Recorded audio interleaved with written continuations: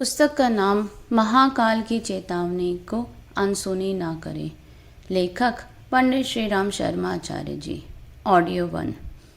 इस समय आपको भगवान का काम करना चाहिए। दुनिया में कोई व्यक्ति भगवान का केवल नाम लेकर ऊंचा नहीं उठा है, उसे भगवान का काम भी करना पड़ा है। आपको भी कुछ काम करना होगा। अगर आप भगवान का नाम लेकर अपने आप को बहकाते रहेंगे, भगवान को बहकाते रहें, तो आप इसी प्रकार खाली हाथ रहेंगे जैसे आज आप रह रहे हैं। यह आपके लिए खुली छूट है। निर्णय आपको करना है, कदम आपको ही बढ़ाना है। भगवान काम नहीं कर सकता है क्योंकि वह अपने आप में निराकार है। आप भगवान का साकार रूप बनकर उनका कार्य करने का प्रयास करेंगे। गुरु पूर्णिमा संदेश 1980। बहादुरी का अर्थ एक ही है कि ऐसे पराक्रम कर गुजरना जिससे अपनी महानता उभरती है और समय, समाज और संस्कृति की छवि निखरती है। ऐसा पुरुषार्थ करने का ठीक यही समय है। सत् प्रवृत्तियों के संवर्धन और दुष्प्रवृत्तियों के उन्मूलन की जैसी आवश्यकता इन दिनों है, उतनी इससे पहले कभी नहीं रही। इस दोहरे मोर्चे पर जो जितना जुझारू हो सके, समझना चाहिए कि उसने युग धर्म समझा और समय की पुकार सुनकर अगली पंक्ति में बढ़ गया। 21वीं सदी बनाम उज्जवल भविष्य 37। दुष्ट जन गिरोह बना लेते हैं, आपस में सहयोग भी करते हैं, किंतु तथाकथित सज्जन मात्र अपने काम से काम रखते हैं। लोकहित के प्रयोजन के लिए संगठित और कटिबद्ध होने से कतराते हैं। उनकी यही कमजोरी अन्य सभी गुणों और सामर्थ्यों को बेकार कर देती है। मन्यु की कमी ही इसका मूल कारण है।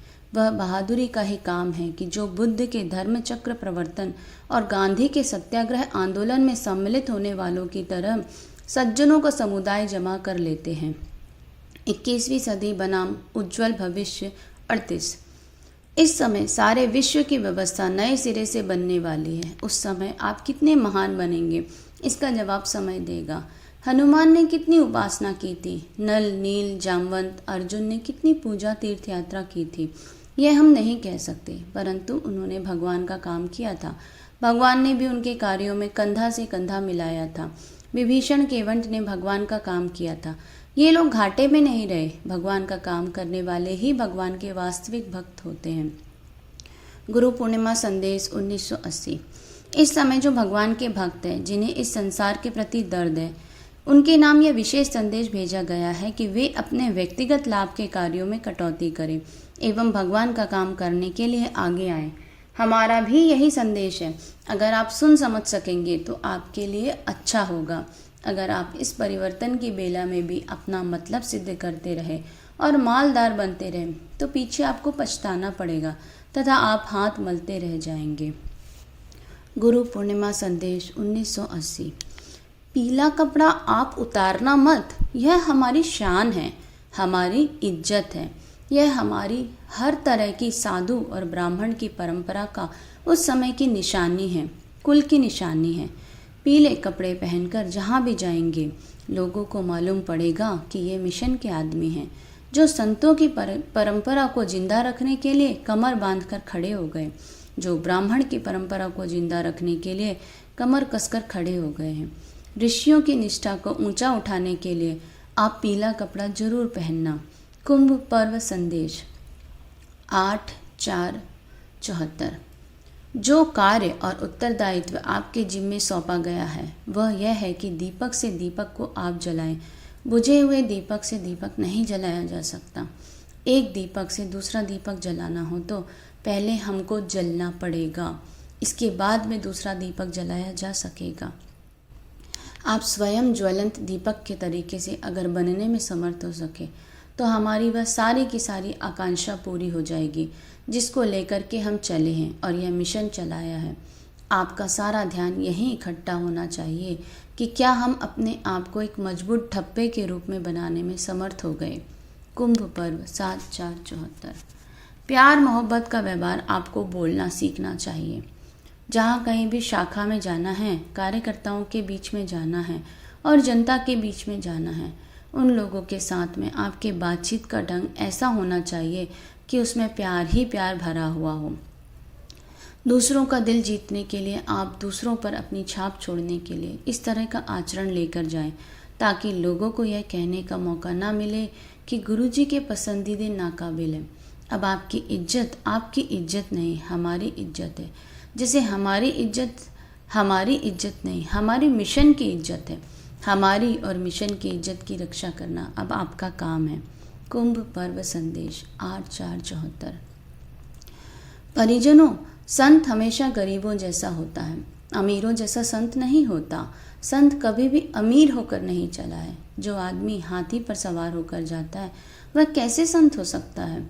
संत को तो पैदल चलना पड़ता है। संत को मामूली कपड़े पहनकर चलना पड़ता है। संत चांदी की गाड़ी पर कैसे सवारी कर सकता है? आपको अपने पुराने बड़प्पन छोड़ देने चाहिए। पुराने बड़प्पन की बात भूल जानी चाहिए। कुंभ पर्व संदेश 8/4/74। भगवान के द्वार निजी प्रयोजनों के लिए अनेकों खटखटाए पाए जाते हैं, पर अब की बार भगवान ने अपना प्रयोजन पूरा करने के लिए साथी सहयोगियों को पुकारा है। जो इसके लिए साहस जुटाएंगे वे लोक परलोक की सिद्धियों विभूतियों से अलंकृत होकर रहेंगे। शांति कुंज के संचालकों ने यही प्रयत्न किया और अपने को अति सामान्य होते हुए भी अत्यंत महान कहलाने का श्रेय पाया है। जागृत आत्माओं से भी इन दिनों ऐसा अनुकरण करने की अपेक्षा की जा रही है। 21वीं सदी बनाम उज्जवल भविष्य 40। कोरी वाणी ने कब किसका कल्याण किया है? संवेदनशील की एक ही पहचान है कि वह जो भी चाहता है आचरण से। यदि ऐसा नहीं है तो समझना चाहिए कि बुद्धि ने पुष्पित वाणी का नया जामा पहन लिया है, जो हमेशा से अप्रमाणित रहा है और रहेगा। वैभव की दीवारों और शान शौकत की पहरेदारी में गरीबों की विलखती आवाज़ें नहीं घुसा करती हैं। भाव संवेदना की गंगोत्री 30। भक्त वही है जिसके लिए जन जन का दर्द उसका अपना दर्द हो, अन्यथा वह विभक्त है, भगवान से सर्वथा अलग थलग। बड़े वे हैं जिनका मन सर्वसामान्य की समस्याओं से व्याकुल रहता है, जिनकी बुद्धि इन समस्याओं के नित नए प्रभावकारी समाधान खोजती है, जिनके शरीर ने अहर्निशम सेवामय का व्रत ले लिया है। झूठे बड़प्पन और सच्ची महानता में से एक ही चुना जा सकता है, दोनों एक साथ नहीं। भाव संवेदना की गंगोत्री 14/28। जिन्हें किसी प्रकार का नेतृत्व निभाना हो उन्हें सर्वसाधारण की अपेक्षा अधिक वरिष्ठ और अति विशिष्ट होना चाहिए। आत्म परिष्कार की कसौटी पर कसकर स्वयं को इतना खराब बना लेना चाहिए कि किसी को उंगली उठाने का अवसर ही ना मिले। परीक्षा की इस घड़ी में यहाँ जांच खोज हो रही है कि यदि कहीं मानवता जीवित होगी तो वह इस नव निर्माण के पुण्य पर्व पर अपनी जागरूकता और सक्रियता का परिचय दिए बिना ना रहेगी।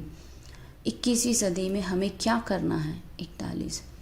अब यह कभी ना सोचिए कि एक मैं ही पूर्ण हूँ, मुझ में ही सब योग्यताएं हैं, मैं ही सब कुछ हूँ, सबसे श्रेष्ठ हूँ। वरन यह सोचिए कि मुझ में भी कुछ है, मैं भी मनुष्य हूँ। मेरे अंदर जो कुछ है उसे मैं बढ़ा सकता हूँ, उन्नत और विकसित कर सकता हूँ। अखंड ज्योति 1946 जुलाई 4। हमारी परंपरा पूजा उपासना की अवश्य है, पर व्यक्तिवाद की नहीं। अध्यात्म को हमने सदा उदारता, सेवा और परमार्थ की कसौटी से कसा है और स्वार्थी को खोटा और परमार्थी को खरा कहा है।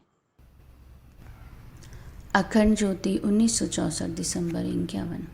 जो हमारे हाथ में लगी हुई मशाल को जलाए रखने में अपना हाथ लगा सके, हमारे कंधों पर लदे हुए बोझ को हल्का करने में अपना कंधा लगा सके, ऐसे ही लोग हमारे प्रतिनिधि या उत्तराधिकारी होंगे। अखंड ज्योति 1964 दिसंबर 51। जो अपने निजी गोरख धंधे में इतने अधिक उलझे हुए कि ईश्वर, देवता, साधु, गुरु किसी का भी उपयोग अपने लाभ के लिए करने का ताना बाना बुनते रहते, वे बेचारे सचमुच दयनीय हैं। अखंड ज्योति 1964 दिसंबर 50। जिसका हृदय विशाल है, जिसमें उदारता और परमार्थ की भावना विद्यमान है, समाज, युग, देश, धर्म, संस्कृति के प्रति अपने उत्तरदायित्व की जिसमें कर्तव्य बुद्धि जम गई होगी, हमारी आशा के केंद्र यही लोग हो सकते हैं और उन्हें ही हमारा सच्चा वात्सल्य भी मिल सकता है। बातों से नहीं, काम से ही किसी की निष्ठा परखी जाती है और जो निष्ठावान है उनको दूसरों का हृदय जीतने में सफलता मिलती है। हमारे लिए भी हमारे निष्ठावान परिजन ही प्राण प्रिय हो सकते हैं। अखंड ज्योति 1964 दिसंबर 50-51। जिनके कंधों पर हम अपनी परंपरा को आगे ले चलने का उत्तरदायित्व सौंपें, वे सेवा और साधना दोनों ही क्षेत्रों में समान रूप से निष्ठावान हों। एकांकी अभिरुचि वाले व्यक्ति हमारी दृष्टि में आधे अध्यात्मवादी हैं। अखंड ज्योति 1964 दिसंबर 51।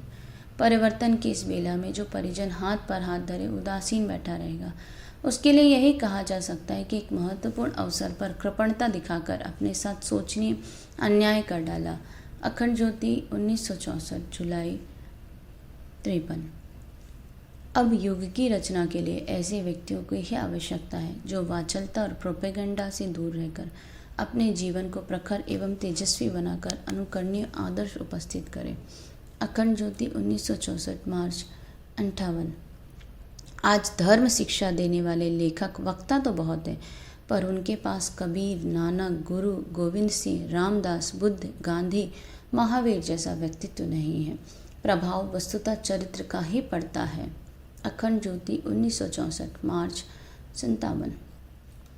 गाल बजाने वाले पर उपदेश कुशल लोगों द्वारा दिव्य समाज की रचना यदि संभव होता तो वह अब से बहुत पहले ही संपन्न हो चुका होता। जरूरत उन लोगों की है जो आध्यात्मिक आदर्शों की प्राप्ति को जीवन की सबसे बड़ी सफलता अनुभव करें और अपनी आस्था की सच्चाई प्रमाणित करने के लिए बड़ी से बड़ी परीक्षा का उत्साहपूर्ण स्वागत करें। अखंड ज्योति 1964 मार्च 58। हम नहीं चाहते कि अखंड ज्योति परिवार का एक भी सदस्य ऐसा बचे जो लोक मंगल के अपने महान कार्यक्रम की उपेक्षा करे या उदासी दिखावे। अखंड ज्योति 1964 नवंबर 49। अपनी इच्छा, बड़प्पन, कामना, स्वाभिमान को गलाने का नाम समर्पण है। अपनी इमेज विनम्र से विनम्र बनाओ, मैनेजर की, इंचार्ज की, बॉस की नहीं बल्कि स्वयं सेवक की। जो स्वयं सेवक जितना बड़ा है वह उतना ही विनम्र है, उतना ही महान बनने के बीजांकुर उसमें है। तुम सब में वे मौजूद हैं। अहम की टकराहट बंद होते ही वे विकसित होना आरंभ हो जाएंगे। श्रावणी पर्व 1988 कार्यकर्ता संदेश। तुम सब हमारी भुजा बन जाओ, हमारे अंग बन जाओ। यह हमारे मन की बात है। अब तुम पर निर्भर है कि तुम कितना हमारे बनते हो। समर्पण का अर्थ है दो का अस्तित्व मिटकर एक हो जाना। तुम भी अपना अस्तित्व मिटाकर हमारे साथ मिला दो व अपनी क्षुद्र महत्वाकांक्षा को हमारी अनंत आध्यात्मिक महत्वाकांक्षाओं में विलीन कर दो। जिसका अहम जिंदा है वह वैश्य है, जिसका अहम मिट गया वह पवित्र है। देखना है कि हमारी भुजा, आँख, मस्तिष्क बनने के लिए तुम कितना अपने अहम को गला पाते हो। श्रावणी पर्व 1988 कार्यकर्ता संदेश।